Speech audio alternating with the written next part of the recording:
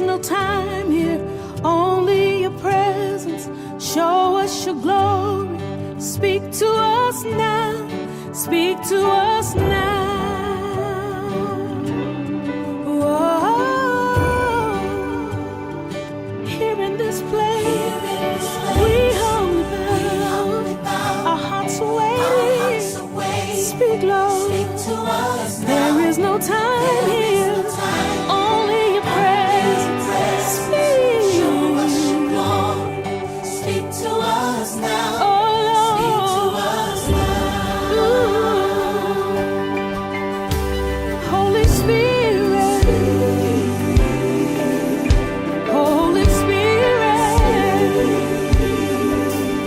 Holy Spirit, more of you.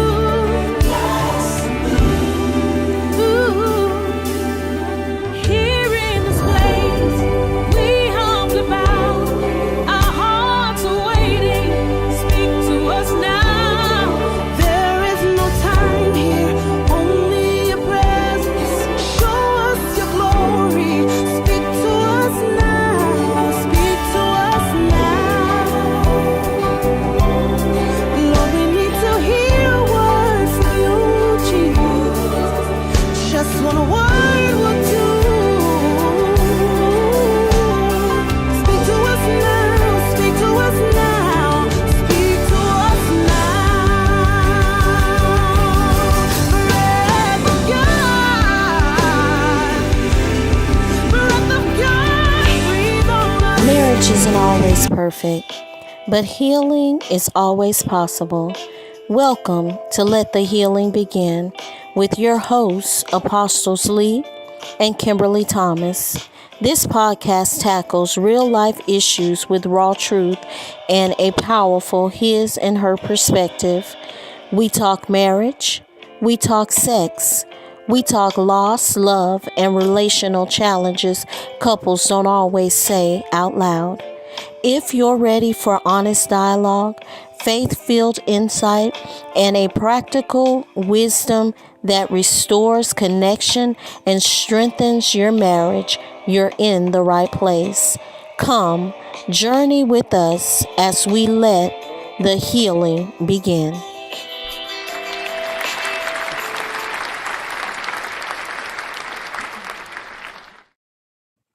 Hey, good evening, good evening, good evening, and welcome.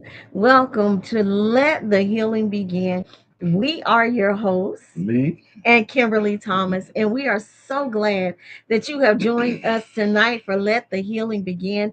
We have some information that we want to share with you tonight, very hot topic. But before we get started, we want to put this disclaimer out there. We do not claim to have mastered this thing called marriage, nor do we have the monopoly on marriage. But what we do have is a marriage.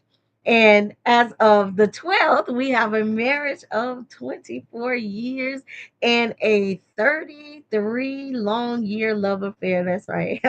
Yeah.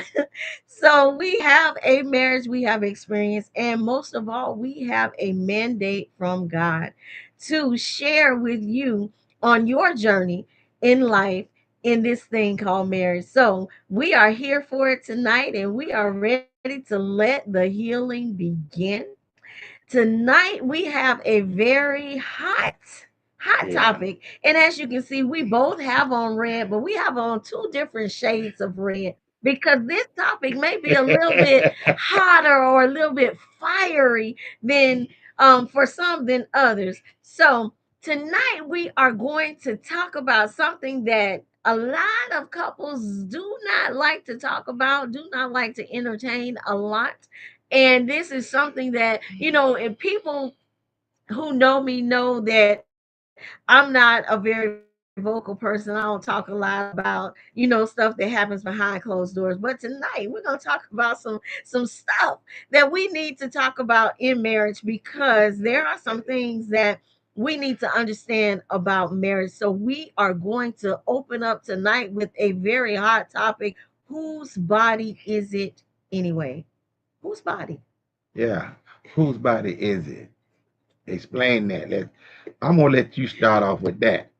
All right. So tonight we went to bed last week or talking about this topic because there's so much misconception and so many things that deal with this particular topic, especially in marriage. In marriage we have joined together as one. We are one, but when it comes down to whose body is it, who does this body really belong to, we have a misconception.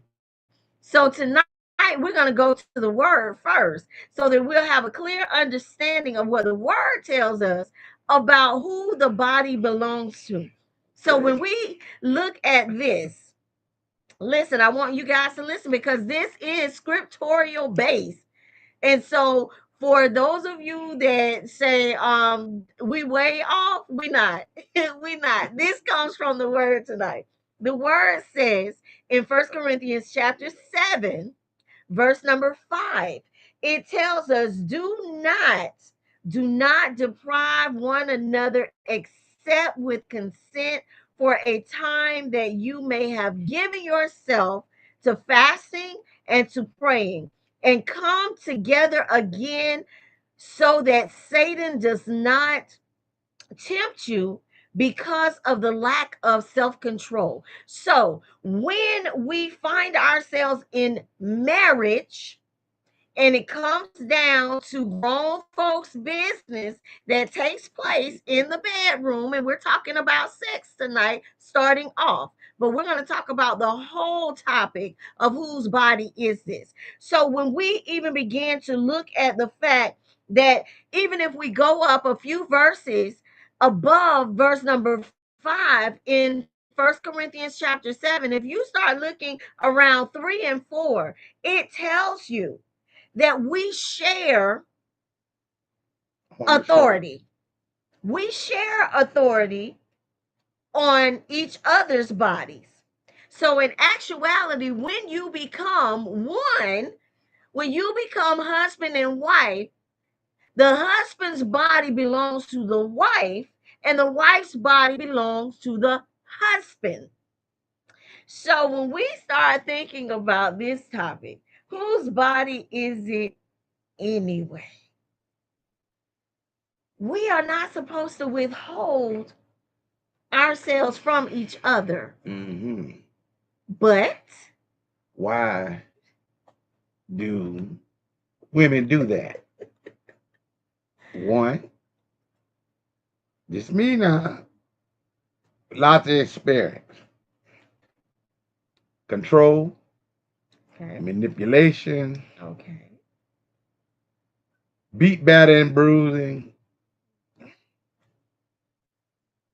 Here's another one. Anger, so you say, okay. and I just don't want to. So in all of that, Mm-hmm. in all of that, when we do that, we're dead wrong. We're dead wrong because we have stepped outside of the word of God. We have stepped outside of what God has intended for marriage to be. So when we start thinking about it, when we start thinking about this thing that goes along with marriage that's called sex, the Lord tells us that actually we are to satisfy one another's pleasures. So when we start using sex as a weapon, we're dead wrong. When we start using sex as a way of manipulation and controlling, we're dead wrong. And ladies, sometimes we get angry. And I'm gonna say, I'm saying we as the population of women, because this has never been my thing. And but when you get so angry to the point to where it's all about, okay, well, we'll exchange sex for payment of bills. We'll exchange sex for money. Okay, well, just put the money on the table for the bills or whatever, and then that's when the sex comes into play, you're dead wrong, because at that point you just became a harlot. Yeah. You just became a harlot with your husband, because that is not how things are supposed to go. The word tells us that we are mutual owners of each other's body. We have the authority. We share the authority on each other's bodies. And so this is very important, because this is why a lot of marriages are breaking up.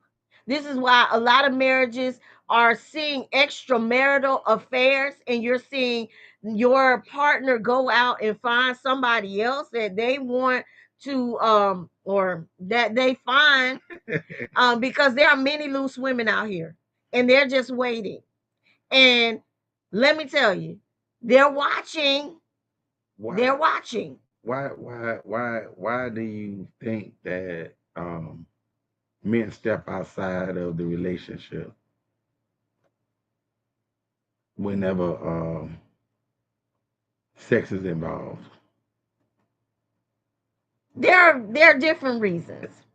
There are different reasons. I believe that when a man steps outside of a relationship where sex is involved, it is because he is being deprived by the one that he is joined to. And many times, people, women, walk around and use sex as a bargaining chip. It's a bargaining chip. So if I'm pissed off with you, then ain't no rubbing, touching, patting, don't none of that. You stay on your side, don't move your feet over here, because that's just the way that some handle it. So I'm mad. So when I'm mad, I shut the door to sex because I know you want sex. So I'm gonna shut the door to that. That's abuse.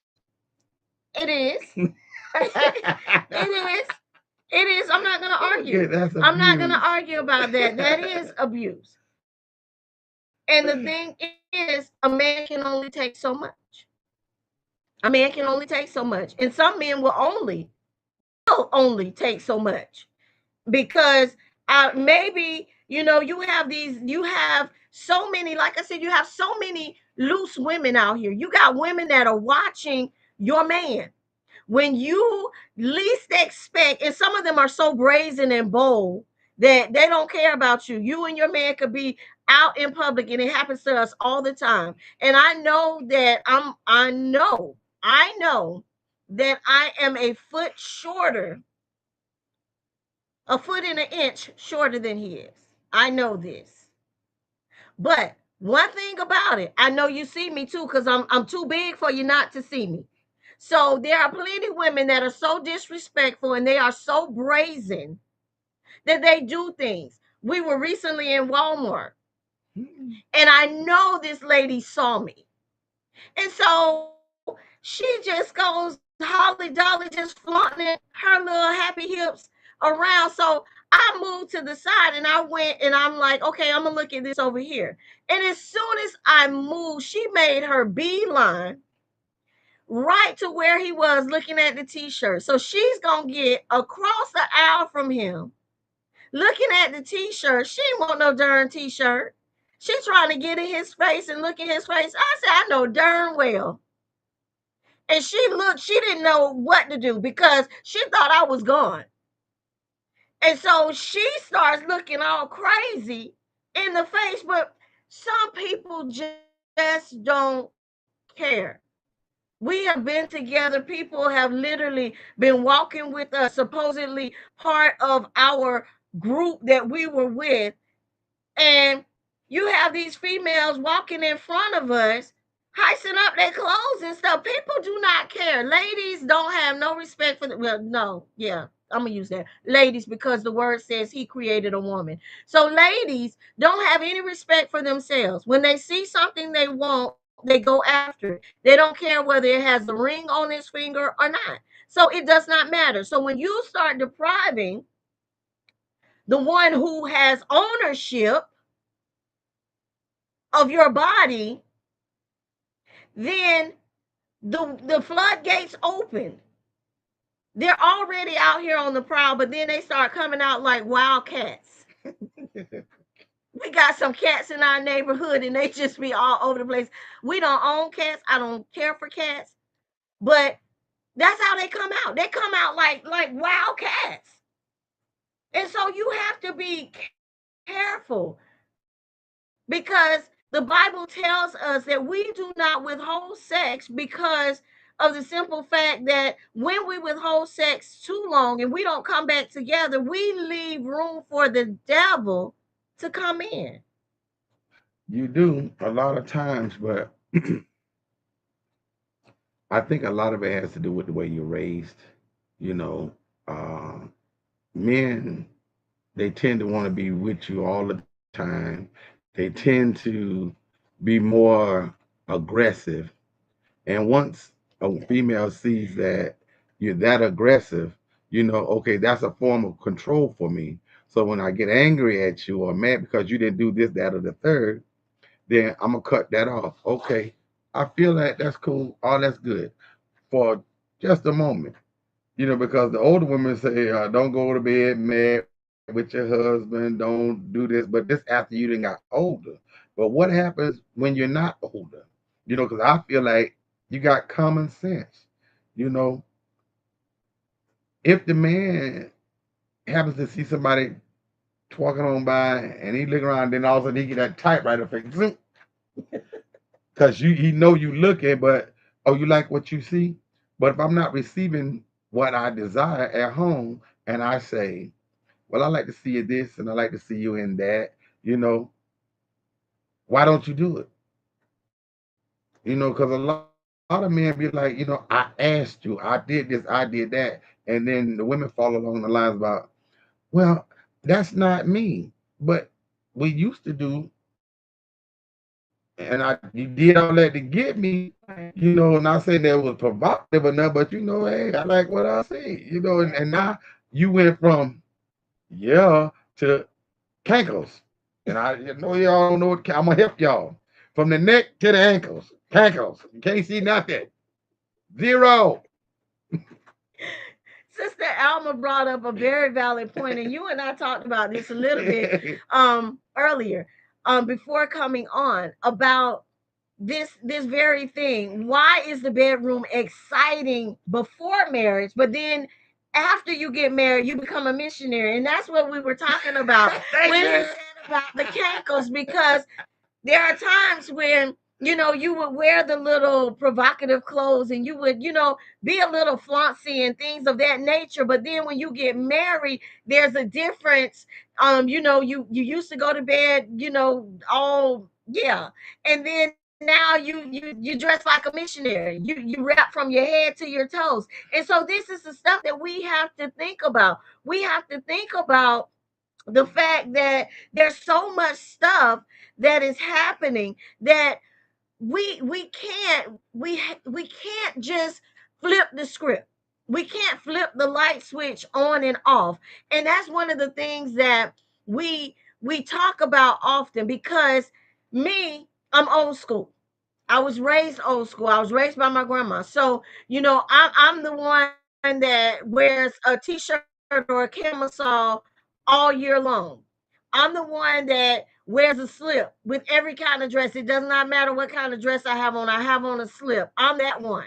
And so there are some things that he likes and he would love to see me in, and I may even put it on. But one thing about it, I'm not gonna have my girls all pushed up here choking me under my neck. I'm not gonna do that. I'm not gonna have something on that's so short that you can see the rim of my tail. I'm not gonna do that, or my pawns, as as the old people say. I'm not gonna do that. I'm not gonna do that. And I understand, and he understands that. Now there are some things that he likes that are form fitting, and I'll put it on and I'll be like, oh yeah, this is cute. But when I look in a full body length mirror, I'm like, no, I'm not gonna wear this. And he's like, well, what's wrong with it? I like it. I'm your husband. I like it. I like to see that. I want to see that. You got a good figure. You got this Y'all going on. see You her got that face? going Y'all on. see her face, right? But no. Let me explain. Because I'm sure there's some women out there that they can attest to what I'm about to say. So in that, yes, it looks very nice.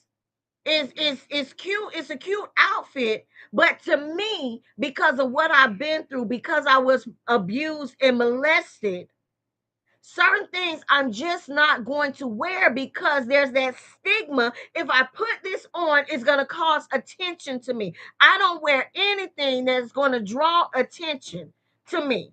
And so that's something that I had to get over. Now I wear certain things, but I know how to wear them modestly. And so that's what we have to understand. There's a way to wear things and you wear it modest. The Bible even tells us to wear modest apparel. You don't just come out with everything hanging out when you are a married woman. And I understand that our husbands like these things and oh yeah, that's my wife or whatever, but then that kinds of stuff causes attention that sometimes causes other problems because as you stated, somebody else might see something and they got the type right ahead. And that's not going to be good for you. Wait. Hold it. Wait. I don't have no problem with them looking. Because you with me. I already know what it is. They gonna know too. Look, I don't care about you looking. That's mine. But my thing is, let's get back to the real meat of the prop. What your man desires. When your husband or your significant other, however you want to put it, wants to see you in this, that, and the third, y'all need to talk about that. Me, okay, she old school. I'm older. I like my woman sexy. I married you because you was what I like. But don't turn into the missionary. I got a big t-shirt, put it on, you know. Keep me excited. I like that. Bedroom, I love all that. Be that for your husband. Now I understand when you go out the door is another thing, but you know what? The older you get, the closer you should get. Right. The older you get, the more you're supposed to be a little more uh I'll put it this way, nurturing. For the simple fact, y'all haven't seen no kids in my house, hey. That means they grown and gone. We can play. Learn to play again. Let's Right. enjoy each other's company. Because if we gonna go to the old school way and the way your husband like it, we're gonna have to come to a compromise. All right, outside, okay, I can go with some of that. But inside, that's all me. Ain't nobody in here but me. What happened back then was then. Didn't you just say she can't count? 34 years. Yeah. You ought to be all right. But if you ain't, all this right here, and you scared, what? Not scared. Not scared. But Alma also brought up another good point. What is? Don't share what goes on in your bedroom with other people, with other women. That's Oh, that's one a of the good one. things. That's a good That's one. that's very important because that's what happens when you see a lot of friends start breaking up in friendship because they become too friendly with the other partner. And so it's very important to keep that kind of stuff to yourself. That's stuff that should be private. You should not be talking about that. We had a conversation on Mother's Day. Well, somebody else had a conversation. We were just parties to the conversation, which they were talking to us. But certain things you don't say, and certain things you don't entertain, because when you begin to entertain that, you are then welcoming people into your bedroom, whether it's what you participate in the bedroom or whether it's not anybody's business. But the thing is, your bedroom should be sacred to you and your mate. It's nobody else's business what is happening when you go there and you close those doors. So that's one of the things that we have to understand. But when we talk about it, you think about sex, and I remember the first comment about sex before marriage, because sex before marriage is exciting, it's fun. because right now, and for a lot of people today, they don't understand.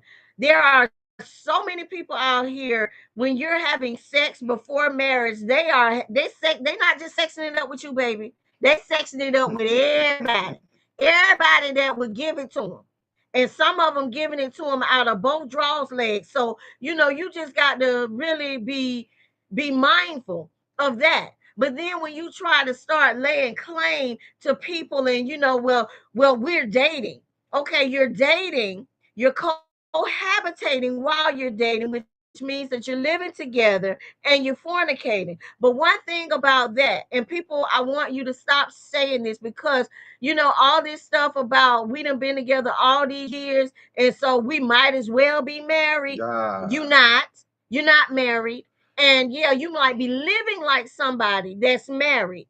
But when it all boils down to it, you as a man are a much right man, and she Mhm. as a woman is a much Much right right. woman. That means any other man or woman has as much right to him or her as you do, because there is no honor in girlfriend and boyfriend living together. What There does isn't. somebody said? What does it mean that the bedroom is undefiled? Okay, whatever goes on behind closed doors, and you both agree to whatever you're doing, that's you, because that's your business. That's what's going on back there. You're pleasing him, he's pleasing you. It's undefiled. It's Right. only It's defiled whenever you bring it outside the room. And if you grown past 21 and over 12, the light bulb should come on, because this I one of our friends said that's their good thing. Okay, your good thing or your whatever, that's your thing. Trust that. Keep that. That is something that you hold sacred and silent.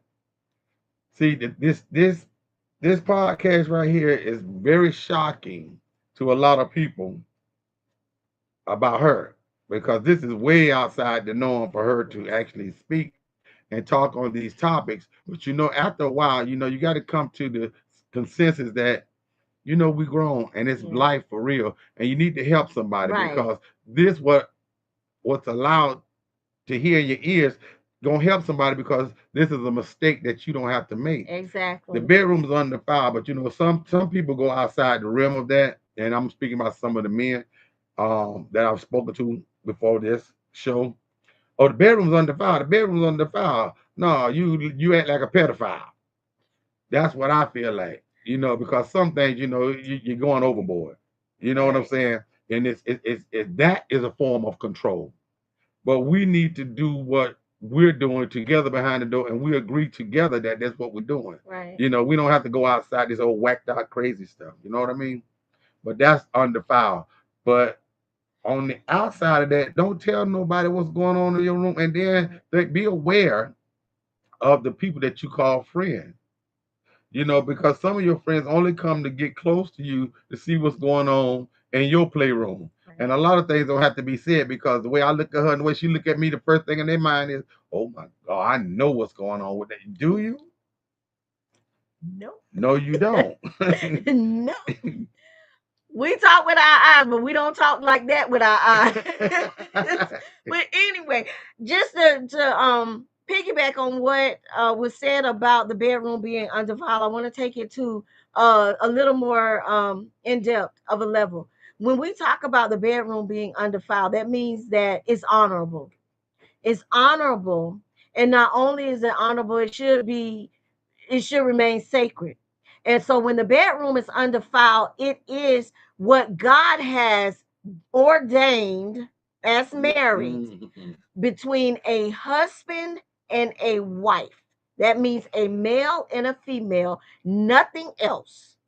Nothing else. There's none of this newfound thing where you got two men talking about my husband or my wife. That the devil is a whole lie. And the same thing with two women. No, that is not what that is not honorable, first of all, and that's not what God has ever intended to be so. So when it talks about the bedroom being undefiled, it's the honorable thing between a husband and a wife and what you consider honorable.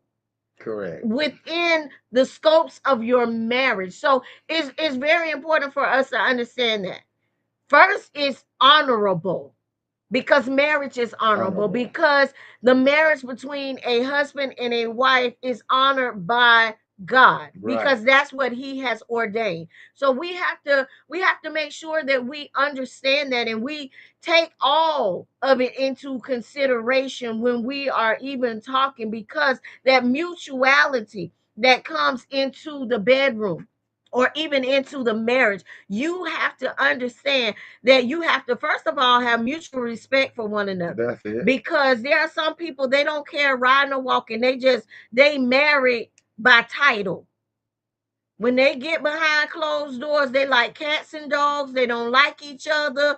They talk to each other any kind of way, and sometimes even in public, that's how they treat one another. And so you have to understand that what what God has joined together, because some of us put our own marriages together.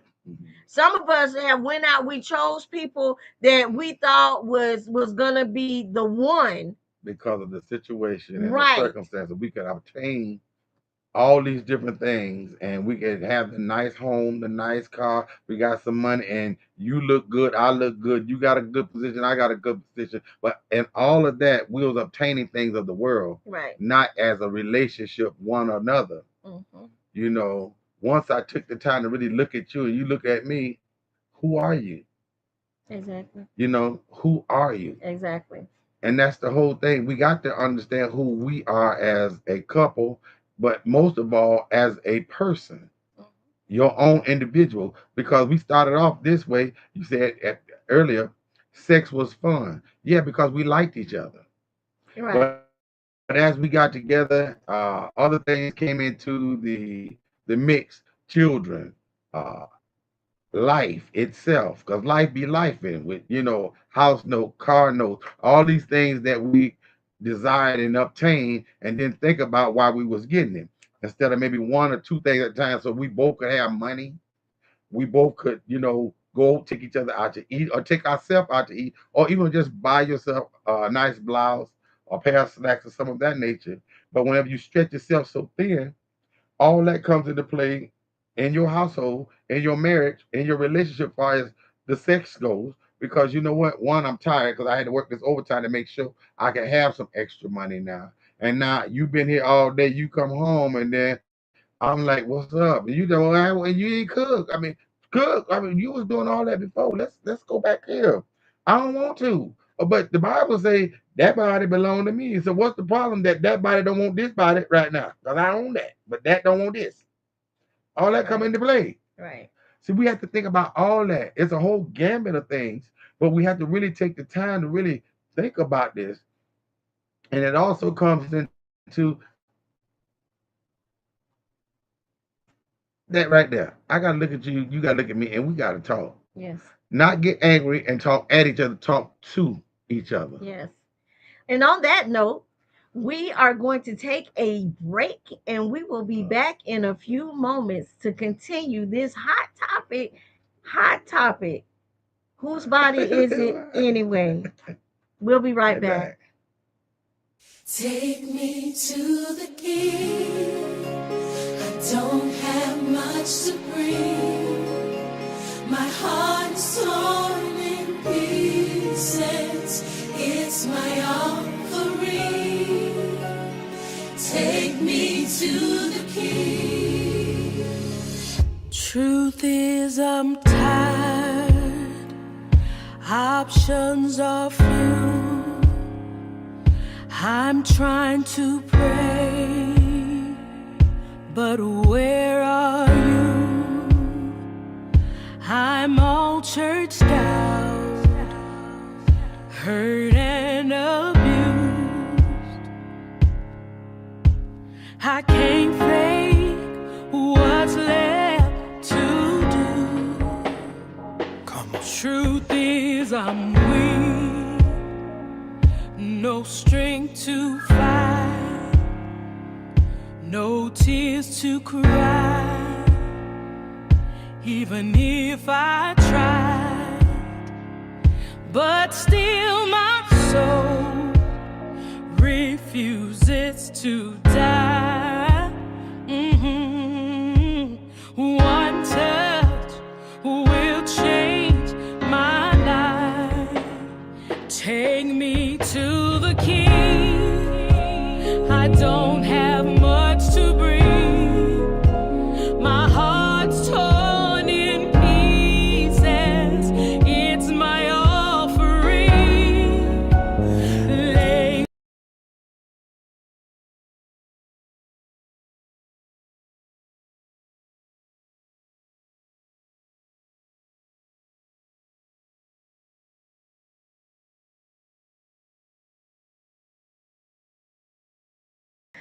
I'm not gonna mention your name, but you said you was looking for Mr. Goodbar and you got a snicker.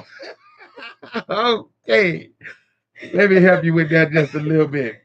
First of all, we have this thought or this perfect individual in our mind. And he can be bronzy, he can smile, laugh, carry on a conversation. But did you ever think for one half a second that you gave him the ammunition to get to you? Because the first thing he said, well, what you like?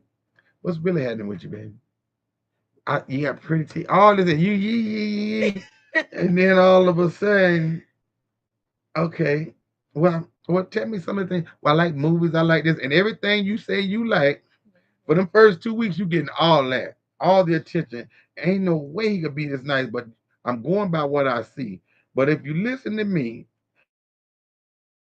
I hear what you say, but I see what you don't say. Or I hear what you say, but I'm listening at what you don't say and what you don't do. See, because one thing for sure and two things for certain. The real you will show up if you're really looking.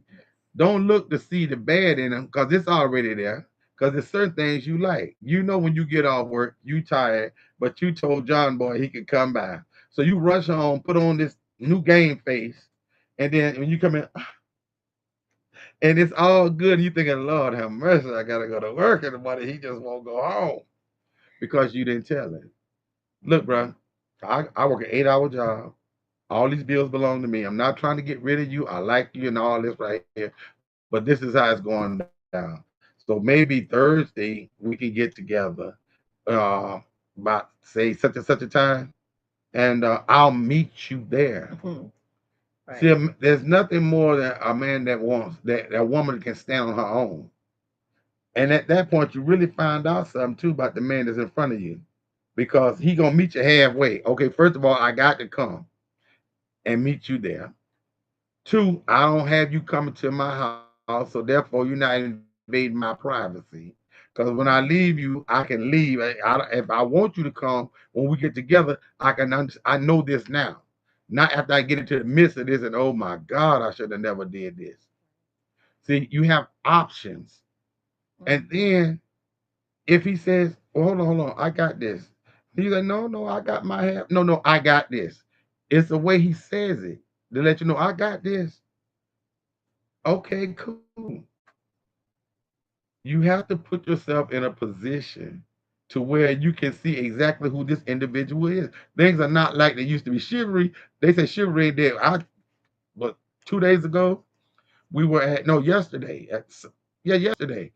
We went to get something to eat after we went out and did all the sales and stuff.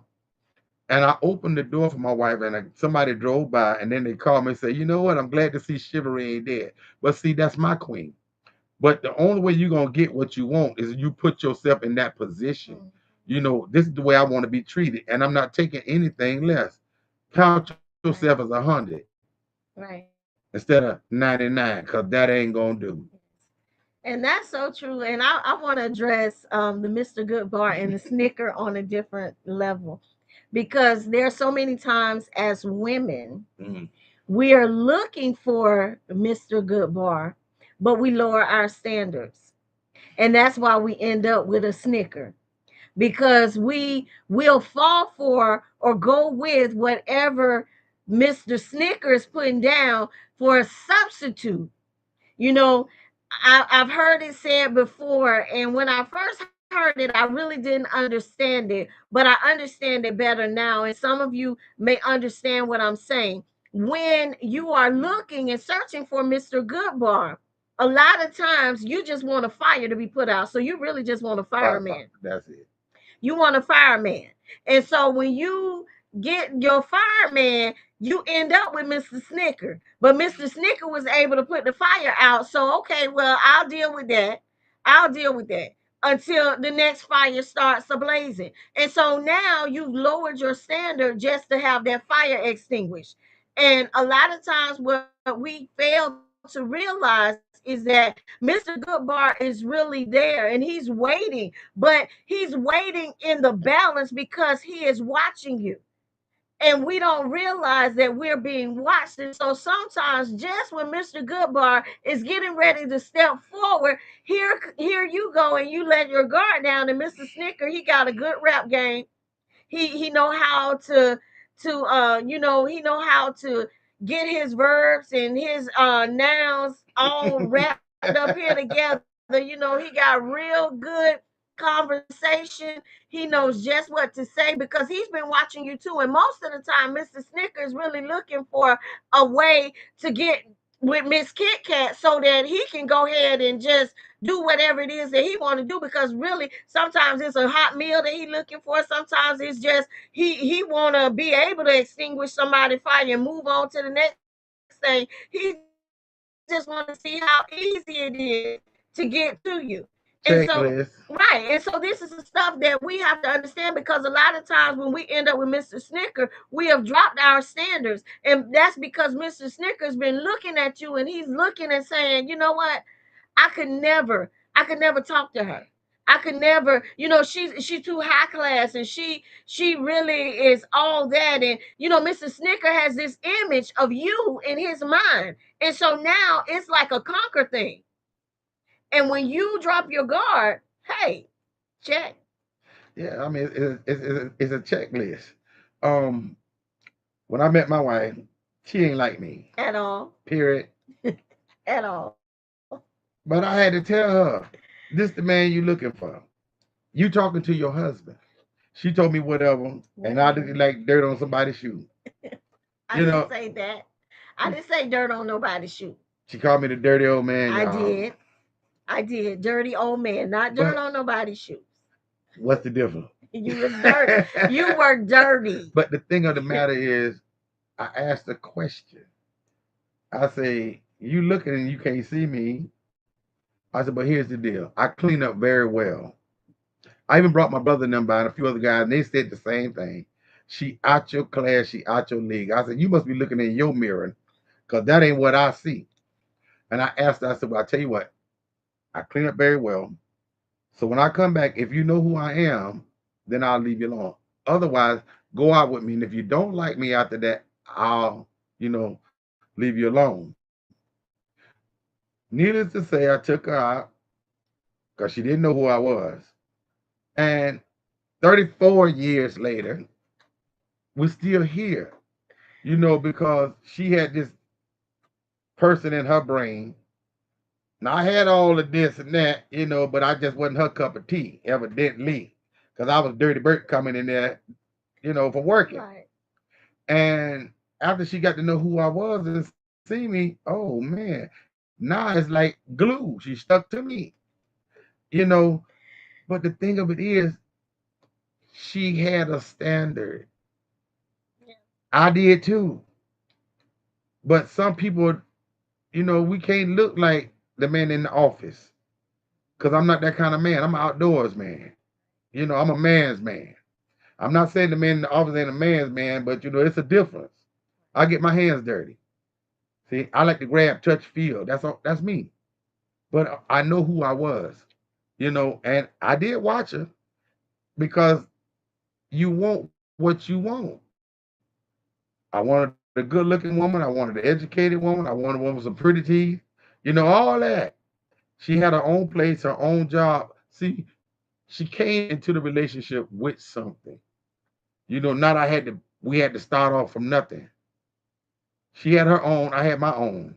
Now we got our own. So in the midst of that, we had our ups and we've had a lot of downs, but we fought through it all because one thing out of the whole nine, I've always and she has always been able to tell each other the truth. Not saying it didn't make your heart hurt or ache, but Right. I wasn't trying to go back through the things that I had been through in my life, even down to our home. We didn't even sign the paperwork without her being there because it wasn't gonna never be my yo. When you start a relationship, don't have my yo, our, because that's it. It's you and I, baby, against the world, and that's the way it go. That's the way it should go. And one thing that you said that kind of struck me, you said that I had my standards, you had your standards. But a lot of times we come into relationships with false expectations. Hmm. We have expectations that are so far fetched Astronomical. that they, I mean, you couldn't touch them. You couldn't touch them with a 10-foot pole. And so we set. It's not that we set our standards high, and it's nothing wrong with having high standards, Hmm. but we have unrealistic expectations of our mates. They may meet so many of our checkpoints on our list. And we're like, oh, okay, so this is good. But then when you really get into it and you get to know them, then you begin to see little things and you're like, well, you know what? I didn't sign up for this because I could have been with XYZ and P and Q. But then when you really and truly look at it, and I'm going to say this again, when it's God ordained, when God puts the marriage together, when He puts the marriage together, it's His checklist, it's Hmm. His standards. We don't have expectations and standards at that point because He knows what is best for us. And so we have to learn how to accept what He has for us and what He has allowed for us, because the thing is there are so many of us, and we both could have had anybody that we desire to have.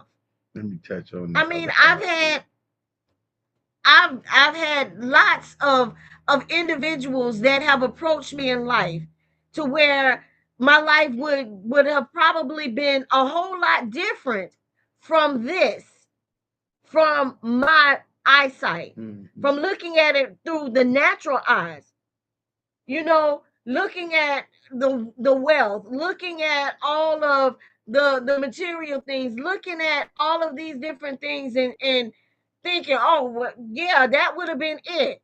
But you never know what's on the other side of that. Hmm. So that's why you have to thank God. When God puts it together, He knows just what you need, because He knew that I gotta have a roughneck. I can't have a softie. I can't have a softie because I'm not soft. So I gotta have a roughneck. I gotta have one that be like, get yourself together. You know, not physical, but you can speak to me to the point to where I understand it's time to get it together. I can't have one that is a yes partner. Everything that I say, yes, baby, yes, darling, yes, honey. No, no. I gotta have that one that say no. Now no, we're not doing that. No, that's not happening. No, you can't get that. No. And people don't think he tell me no, but he do. He tell me no. He does. He tells me no. But God knew. He knew what I needed. I didn't know what I needed. I didn't know, because if it was up to me, the way that he came and presented himself the first time, all dirty, all clayed up, looking like he had been wallowing in some little hog pen. No, no, hair looking woolly, all that, just dirty, just dirty.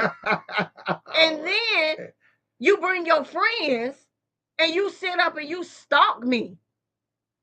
Y'all hear Bring it, that? yes, you brought your friends. They sat outside my job Yeah. on the hood of the car and they look in the window at my job, all up, and having conversations back and forth with each other while they telling him, no, she out your league. Oh no, she in college, bro. You can't talk to her. Oh no, you see she handling her business. She the manager. You can't. No, no, she out your league.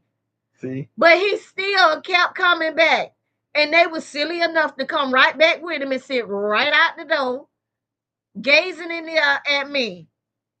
And so that would have never been my thing because I'm like, you know what? I'm finna call the police because I'm sick of I'm you. scared of the police. I'm sick of See, you. here the deal is right here.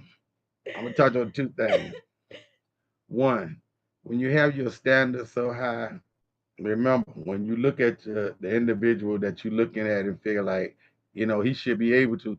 First of all, don't put a standard on the individual you get linked up with that you can't give yourself. Whoa, See, that's number that's one. good. Because how That's you want me to give you what you can't even obtain? wow. That's That's number good. one. Number two, if you're dealing with a man like me, you can't count me out because I tell you I don't have a dime and I'm swole. Because you know what? You need to want this, not this. See, because if you get this, you can get all this. And I ain't And got I no, got it. yeah, she got it. Ain't no pressure on that. Everybody know that. But see, think about that right there. How can I ask an individual to give me something that I haven't or can't That's true. obtain for Yes. myself? See, that's number That's one. good. As far as she said stalking, I was sitting on my own car, drinking my own beer, just happened to be looking in that direction at what I like. You know what I'm saying? Anytime you go shopping, you look in the window, don't you? So I was looking in the window Stalking. at what, that word that I don't even know what you're talking about. But the real deal is when you can do for yourself what you want them to do, Yes. don't get mad because you know what? The way things have changed, women making way more money than men. If that's my man or my mate, that's my man, that's my mate. I don't care what you talking about. Because think about it, you always flip the script, always turn it around. Because now if I'm making 250,000, 200,000 a year, and I'm looking out for you, you good. Okay, so we good. But remember now, we won. But why is it that you can make 150, 200,000? I ain't making but 40. Child, I ain't taking care of no man. But in the nighttime, oh, Lord Jesus. Okay, we flip the script a little bit. But it ain't even about that. I love you. I'm giving you what I got. Help me get to where you want me to be. See, that's the difference. Some things you got to work with because when you work with it, it's yours. I did that. That's mine. We did this.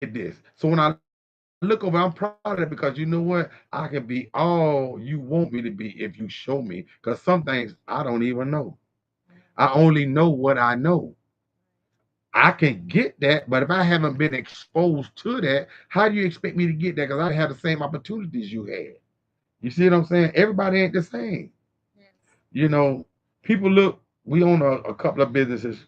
I'm the detail man. And people look at it like, you a detailer. Yeah, I'm the best in the business. Trust me.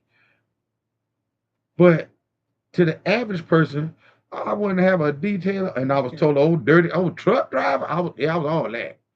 But at the same time, you looked at me when somebody thought they asked you, was that your? I wouldn't have a truck driver, is what they said. And in my mind, I was thinking you would have a truck driver, but you drive the truck driver's automobile. Wow, you and your family. You see, so it ain't never what it looked like, but it is what it is. Stop looking at or thinking that they're below you because God has no respect of person. So how could you, when you promote or elevate yourself, and I know that elevation comes from God, how did you put yourself on a pedestal that you keep falling off of? Oh, okay. Um, I'm not gonna touch that one. Um, I'm not gonna touch that one. But what I am gonna say, as we bring this broadcast to a close, is you said something that is so profound. This is a give and take. You cannot expect somebody to give something that you are not willing to give or that you don't possess. You can't expect somebody to give you something that they don't possess. So we have to understand who we are. We have to understand what we possess, and we have to most of all be willing to come into a marriage understanding that there is mutual agreement And love. and love. And the thing is that the Lord has intended for it to be mutual. Yeah. Mutual agreement, mutual love, mutual pleasure, mutual. That means that we both agree and we understand that we're no longer this, but we're this.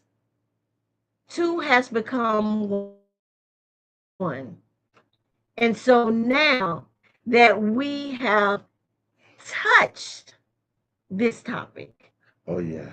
just touched it a little bit, let's let the healing begin. And remember, we agree to disagree agreeably.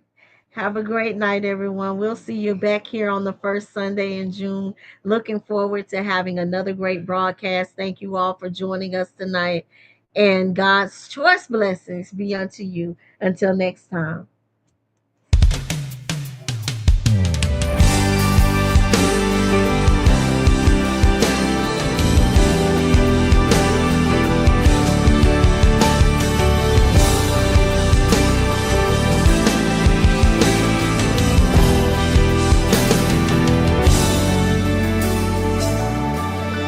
Here in this place, we humbly bow, our hearts away. Speak to us now.